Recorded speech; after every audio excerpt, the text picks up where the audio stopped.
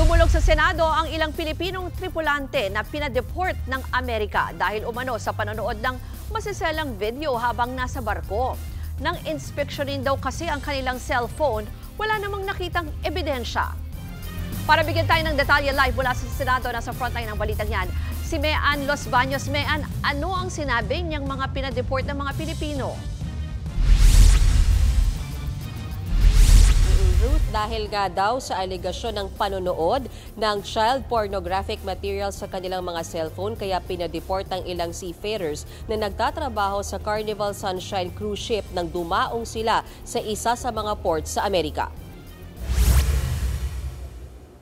Nangyari nga yan, Ruth, nang dumaong sila sa Port of Norfolk sa Virginia nito lamang nakaraang Hulyo. Sa pagdinig ng Senate Committee on Migrant Workers, sinumbong ng seafarer na si Erlson Jasmer Gamboa sa mga senador ang ginawang inspeksyon sa kanya ng mga agents ng U.S. Customs and Border Protection.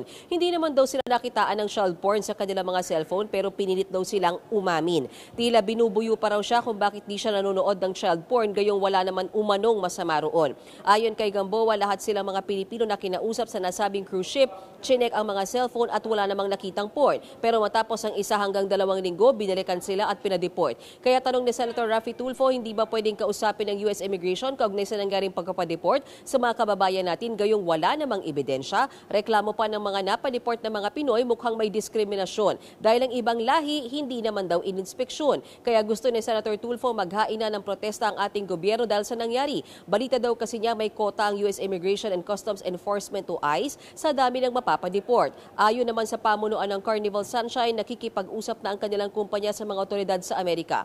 Samantala, Ruth, nagsagawa na raw ng sariling investigasyon ng DMW at OWA. Lumabas daw sa kanilang investigasyon na 93 seafarers na ang napapadeport mula sa 6 na licensed manning agencies. Lahat yan ay nangyari sa US ports. Ang lahat daw ng ito hindi naman nakitaan ng anumang ebidensya kaugnay sa child porn materials. Pero ayon sa DMW, Ruth, sa 8 nakulong na mga Pinoy, nakitaan daw talaga ng child porn materials. At napatunayan din daw ng DMW na hindi random ang seleksyon ng mga ipapa-inspeksyon. Napili na raw ito ng Border Police bago pa sila umakyat ng barko.